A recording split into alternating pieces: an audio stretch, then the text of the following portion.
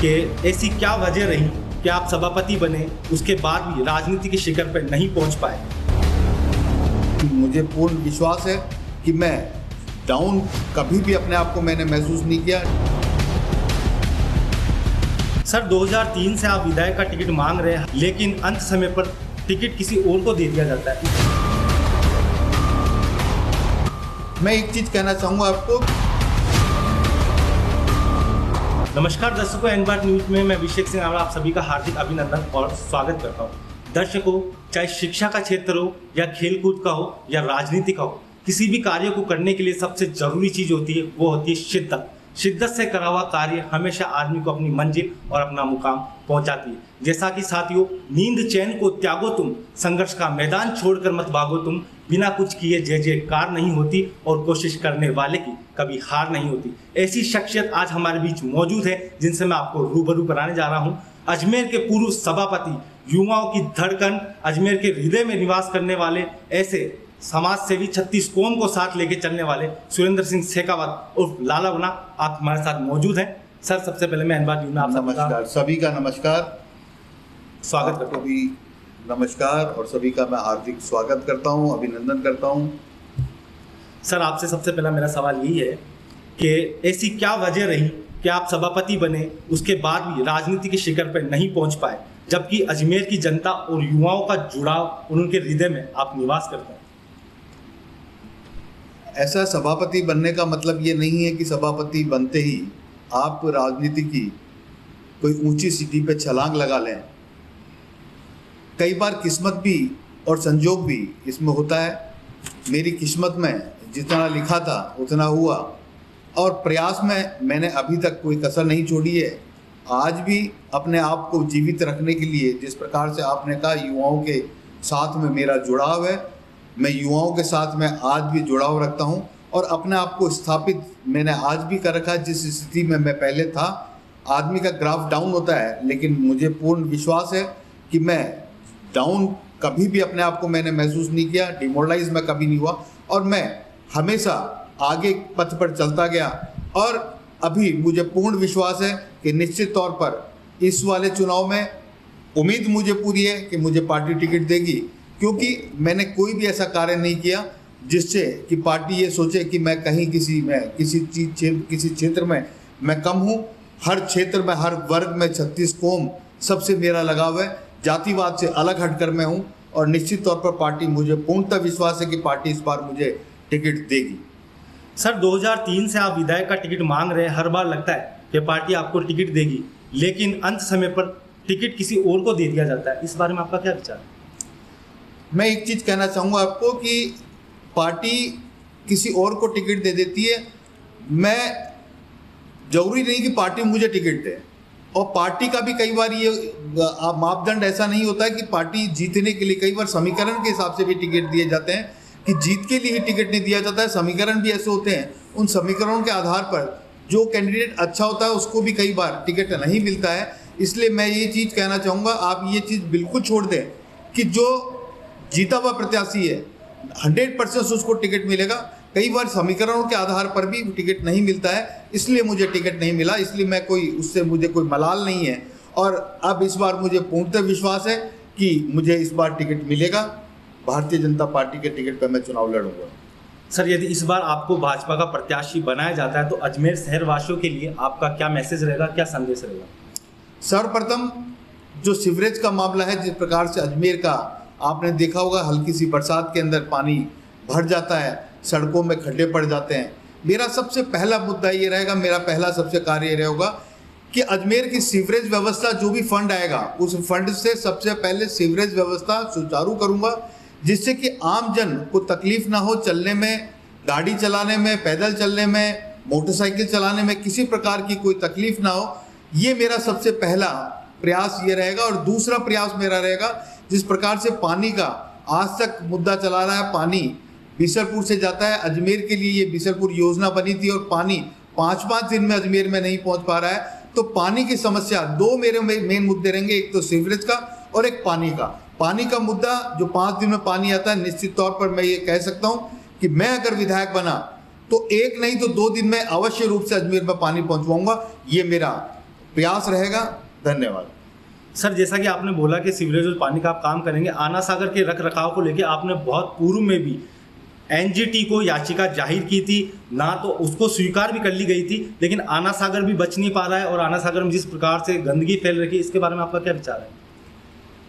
मैं अजमेर की जनता को बताना चाहूँगा, जिस प्रकार से एनजीटी पे मैंने वाद दायर किया था, अपील करी थी, वो स्वीकार भी हुई थी और नोटिस भी दिए गए थे और अभी भी उस पर कार्रवाई चल रही है। अब सुप्रीम कोर्ट में मैंने अपील दायर करी है, सुप्रीम कोर्ट में उसका फैसला जल्दी आएगा, इसलिए घबराने की आवश्यकता नहीं है। मैंने उस वक्त भी कहा था कि आना सागर का जो भराव क्षेत्र है, उस भराव क्षेत्र को इन्होंने कम कर दिया है और अभी इस बरसात में हमने देखा होगा कि जिस प्रकार से आना सागर का भराव क्षेत्र कम हुआ, गहराई उसकी कम हुई, क्योंकि इन्होंने मिट्टी डाल कर इस आना सागर को छोटा कर दिया। उससे जब भी बरसात आती है तो जल्दी से आना सागर भर जाता है और पानी की चादर चल जाती है।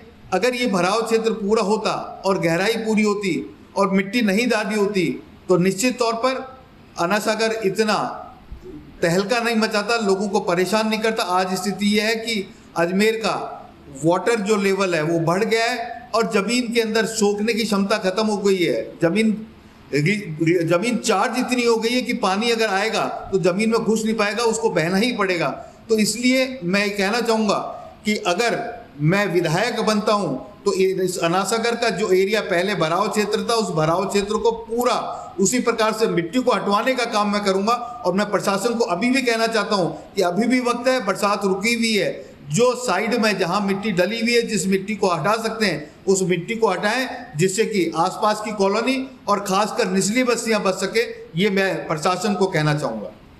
आप नहीं मानते प्रशासन की कितनी लापरवाही, जिस प्रकार से आना सागर के स्कैम चैनल की वजह से जो पानी छोड़ा गया और कई मकान ढह गए, गिर गए, इसमें प्रशासन कितनी लापरवाही मानते हैं? निश्चित तौर पर प्रशासन की लापरवाही है और प्रशासन सहयोग कर रहा है कांग्रेस सरकार को, क्योंकि यहाँ से विधायक दोनों बीजेपी के हैं, भारतीय जनता पार्टी के हैं, तो वो ये नहीं चाहते कि संदेश एक अच्छा जाए, इसलिए वो लापरवाही जानबूझ के कर रहे हैं कि कांग्रेस की सरकार है और उन विधायक का जो ग्राफ है वो नीचे गिराने के लिए कर रहे हैं, जिससे कि विधायक का ग्राफ नीचे गिरे और नगर निगम का बोर्ड है और नगर निगम के बोर्ड का ग्राफ भी नीचे गिरे। इसलिए ये सरकार के कहे अनुसार ये प्रशासन कार्य कर रहा है। इसमें प्रशासन को मैं दोषी नहीं ठहराता हूँ कि प्रशासन जिसकी सरकार होती है उसी की बात मानती है और सरकार का कहना ये है कि अजमेर को नज़रअंदाज किया जाए, क्योंकि यहाँ से कभी भारतीय जनता पार्टी के अलावा कोई नाम लेने वाला कांग्रेस का नहीं होता, इसलिए ये सरकार करवा रही है। सर, राजनीति के में आपका नाम एक बहुत अच्छे मुकाम पर है, इसके बारे में, इस नज़रिए को आप किससे देखते हैं? नहीं, मुकाम पे नाम होना एक अजीब अलग बात है। मैं मानता हूँ कि मुकाम पे नाम है, लेकिन मुकाम पे जो मुझे जगह मिलनी चाहिए थी, जिस जगह पे मुझे पहुँचना चाहिए था, उस जगह पर अभी तक मैं नहीं पहुँचा हूँ। उसके लिए मैं संघर्षशील हूँ और निश्चित तौर पर उस जगह को मैं हासिल जरूर करूँगा। ये मेरी मन की इच्छा है और मैंने ठान लिया है और मैं जो ठानता हूँ वो करके दिखाता हूँ। निश्चित तौर पर मैं अजमेर का विधायक एक बार जरूर बनूंगा और बनकर दिखाऊंगा। सर, चुनावी साल में आप 2003 से टिकट की मांग कर रहे हो, इस बार आपकी दावेदारी में क्या दमखम रहेगा? हर बार जब मैं मांग करता था, हर बार कोई ना कोई कारण आ जाता था, लेकिन मुझे नहीं लगता इस बार किसी प्रकार का कारण आएगा, क्योंकि इस बार दक्षिण और उत्तर दोनों विधानसभा क्षेत्र की हम बात करते हैं। पहले मैं बात उत्तर की ही कर लूँ, क्योंकि उत्तर के अंदर जो प्रत्याशी हमारे वासुदेव जी देवनानी है, वो अगर देखा जाए तो 75 वर्ष के ऊपर हो गए हैं, 76वां साल चल रहा है और पार्टी की रीति नीति जो 70 साल की है उस रीति नीति में वो नहीं आते हैं और 4 बार वो चुनाव लड़ चुके हैं। उसको मद्देनजर देखते हुए मुझे नहीं लगता कि वासुदेव जी देवनानी को किसी अच्छे पद पर भारतीय जनता पार्टी या तो पार्टी में या किसी दूसरे अच्छे पद पर उन्हें अवश्य भेजेगी। मेरी उनको शुभकामनाएं हैं कि वो प्रगति करें, उन्नति करें, तरक्की करें और इससे भी अच्छे पद पर जाएं और निश्चित तौर पर वो सीट खाली होगी और खाली होगी तो मुझे उम्मीद है कि इस बार मुझे नहीं लगता कि प्रदेश और राष्ट्रीय स्तर इतना मेरे को नज़रअंदाज कर पाएगा। निश्चित तौर पर मुझे टिकट देगा और मैं इस बार चुनाव लड़ूंगा। सर, सरकार के खिलाफ मुद्दों आधारित विरोध प्रदर्शन में शहर भाजपा क्या भूमिका निभा रही है? शहर भाजपा, आपने देखा होगा अभी परसों के दिन भी जिस प्रकार से नहीं सहेगा राजस्थान और प्रदेश के अंदर जिस प्रकार से बलात्कार हो रहे हैं, जिस प्रकार से अराजकता राज चल रहा है, उसके खिलाफ में सचिवालय का घेराव किया था। और उससे पहले बोर्ड की परीक्षाओं के आरपीएससी की परीक्षाओं के 19 पर्चे लीक होना किसे कहते हैं? मेरे ख्याल से हिंदुस्तान में कोई भी ऐसी आरपीएससी नहीं होगी जहां पर पर्चे इतने लीक हुए होंगे।